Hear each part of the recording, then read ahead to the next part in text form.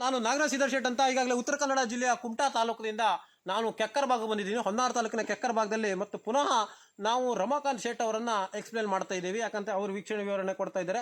ಯಾಕಂತ ಕೇಳಿದ್ರೆ ಇವರು ಈಗಾಗಲೇ ಸೊಪ್ಪಿನ ಮೆಣಸಿನ ಬಗ್ಗೆ ನಮಗೆ ಮಾಹಿತಿಯನ್ನ ನೀಡ್ತಾರೆ ರಮಾಕಾಂತ್ ಶೇಟ್ ಅವರೇ. ಸೊಪ್ಪಿನ ಮೆಣಸು ಅಂದ್ರೆ ಈ ಟೈಪ್ ಉಳಿತದೆ.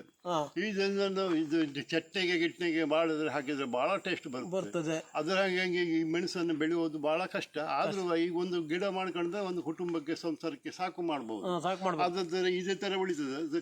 ಇದು ಕಾಯಿ ಮೆಣಸು ಅದೇ ತರ ಚಲೋ ಬರ್ತದೆ.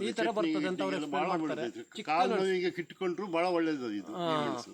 ಮತ್ತೇನಂತ ಬಹಳ ಖಾರ ಬರ್ತದೆ. ಬಹಳ ಖಾರ ಬರ್ತದೆ. ಮತ್ತೆ ಇದು ಮಜ್ಜಿಗೆಗೆ ಮಜ್ಜಿಗೆಗೂ ಹಾಕ್ತಾರೆ. ಮಜ್ಜಿಗೆ ಹಾಕ್ಬಿಟ್ಟು ಮತ್ತೆ ಇದರಿಂದ ಸಾರನ್ನ ಏನಾದ್ರು ಮಾಡ್ಬೋದಾ? ಸಾರು ಚಟ್ನಿ ಗಿಟ್ನಿ ಯಾವ್ದು ಮಾಡಿದ್ರು ಒಳ್ಳೇದು.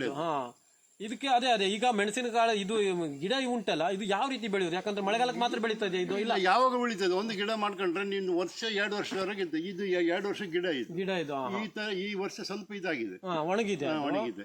ಹಂಗಾಗಿ ಬಾಕಿ ಮತ್ತೊಂದು ಗಿಡ ಇದೆ, ಅದರದ್ದು ಇದು. ಹಂಗಾಗಿ ಅದು ಚೆನ್ನಾಗಿದೆ. ಅದು ನೀರು ಬೀಳುವ ಜಾಗದಲ್ಲಿ ಬಹಳ ಒಳ್ಳೇದು. ಮತ್ತೆ ಈ ತರ ನೋಡಿ, ಅವರು ವೀಕ್ಷಕರಿಗೆ ಏನಂತ ಕೇಳಿದಾರೆ ಅಂದ್ರೆ, ಈ ತರದ ಬಾರೀಕ್ ಬರ್ತದೆ ದೃಶ್ಯ. ನಾವು ಇಷ್ಟು ಚಿಕ್ಕ ಗಾತ್ರ ಅಂತ ನಿರ್ಲಕ್ಷ್ಯ ಮಾಡುವಂಗಿಲ್ಲ. ಯಾಕಂತ ಕೇಳಿದ್ರೆ ಇದು ಬಹಳ ಖಾರ ಆಗಿರೋದ್ರಿಂದ ಅದು ಸಾರು ಕೂಡ ಗುಣಮಟ್ಟ ಆಗಿರುತ್ತೆ. ಮತ್ತೆ 100ಕ್ಕೆ 100 ನೈಸರ್ಗಿಕವಾಗಿರ್ತದೆ. ಯಾಕಂತ ಕೇಳಿದ್ರೆ ಕೆಲವೊಂದು ಜನ ಏನಾಗ್ತದೆ ಕೇಳಿದ್ರೆ ಎಲ್ಲ ಮೆಣಸು ಹೆರಗಿನಿಂದ ಬರುವಂತ ಮೆಣಸು ಮೇಲೆ ಅವಲಂಬಿತರಾಗಿರ್ತಾರೆ. ಇವ್ರೇನ್ ಹೇಳ್ತಾ ಇದಾರೆ ಅಂದ್ರೆ, ಮನೆಯಲ್ಲೂ ಮೆಣಸು ಬೆಳೆದುಕೊಂಡು ಅದರಿಂದ ಪದಾರ್ಥವನ್ನ ಮಾಡ್ಕೊಂಡು ತಿನ್ಬಹುದು ಅಂತ ಹೇಳ್ತಾ ಇದ್ದಾರೆ. ಇದು ಚಟ್ನಿ ಸಾಂಬಾರಿಗಿಂತ ಚಟ್ನಿ ಗಿಟ್ನಿ ಮಾಡಿದ್ರೆ ಬಹಳ ಒಳ್ಳೇದು ಈ ಮೆಣಸಿನಿಂದ ಅಂತ ಹೇಳ್ತಾ ಇದ್ದಾರೆ ಅವರು. ಧನ್ಯವಾದಗಳು.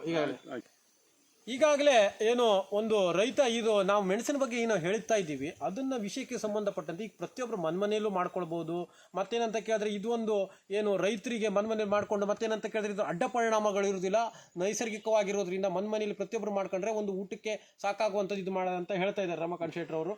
ಈಗಾಗಲೇ ನೀವು ಎಕ್ಸ್ಪ್ಲೇನ್ ಅನ್ನ ಮಾಡಿದ್ದೀರಿ. ಯಾಕಂತ ಕೇಳಿದ್ರೆ ಈಗ ಮನೆಯಲ್ಲಿ ಬೆಳೆದು, ಯಾಕಂದ್ರೆ ನೀವು ಜನರಿಗೆ ಯಾವ ರೀತಿ ಸಂದೇಶವನ್ನು ರವಾನೆ ಮಾಡ್ತೀರಿ ಅಂದ್ರೆ, ಜಾಗ ದೊಡ್ಡದು ಬೇಕಾಗಿಲ್ಲ, ಮನೆ ಒಳಗೆ ಒಂದು ಸ್ವಲ್ಪ ಜಾಗ ಇದ್ರು ಅದನ್ನ ಬೆಳ್ಕೊಂಡು ನಮ್ಮ ಸಂಸಾರಕ್ಕೆ ಎಷ್ಟು ಬೇಕು ಅಷ್ಟು ನಾವು ಮಾಡ್ಕೋಬಹುದು.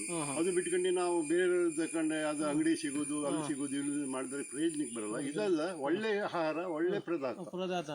ಇದನ್ನ ಒಂದು ಗಿಡ ಮಾಡ್ಕೊಂಡ್ರೆ 2-3 ವರ್ಷವರೆಗೆ ಆರಾಮ್ಸಿ ಬೆಳ್ಕೊಂಡು ತಿನ್ಬಹುದು. ಹಂಗಾಗಿ ತೆಂಗಿನಿಗೆ ಒಂದ್ಸತಿ ಗಿಡ ನೆಡ್ಬೇಕಳಿಲ್ಲ. ಇದು ವರ್ಷಕ್ಕೆ ಒಂದು 4 ವರ್ಷ 5 ವರ್ಷ ಒಂದು ಗಿಡ ಬರ್ತದೆ. ಹಂಗಾಗಿ ಇದು ಒಳ್ಳೇದು. ಮತ್ತೆ ಅದೇ ಈಗಾಗಲೇ ಪ್ರತಿಯೊಬ್ರು ರೈತರು ಆಗಿರ್ಬೋದು ಮನೆಯಲ್ಲಿ ಬೆಳ್ಕೊಂಡು ಇದು ಮಾಡಿದ್ರೆ 100% ನೈಸರ್ಗಿಕವಾಗಿರುತ್ತೆ. 100ಕ್ಕೆ 100% ನೈಸರ್ಗಿಕವಾದಂತ ಒಂದು ಗಿಡದ ಒಂದು ಇದು ಬರ್ತದೆ. ಮತ್ತೇನಂತ ಕೇಳಿದ್ರೆ ರೈತಾಪಿಗಳು, ಈಗ ರೈತರು ಕೂಡ ಈಗ ಬಹಳ ಕಡಿಮೆ ಆಗೋಗ್ಬಿಟ್ಟಿದ್ದಾರೆ. ಆ ಒಂದು ನಿಟ್ಟಿನಲ್ಲಿ ಪ್ರತಿಯೊಬ್ರು ಈ ಒಂದು ಮನೆಯಲ್ಲಿ ಬೆಳೆದ್ರೆ ಉತ್ತಮ ಅಂತ ನಾವು ಹೇಳಕ್ ಇಷ್ಟಪಡ್ತೀವಿ. ಅದೇ ನಾಗರಾಜ್ ಶೆಟ್ರೆ, ನೀವು ಇಷ್ಟೆಲ್ಲ ಇದು ಮಾಡಿದ್ದಕ್ಕೆ ಧನ್ಯವಾದಗಳು, ಅಭಿನಂದನೆ ಸಲ್ಲಿಸ್ತಾ ಇದ್ದಾರೆ. ಅದು ಮತ್ತೆ ನೀವು ಮತ್ತೊಂದು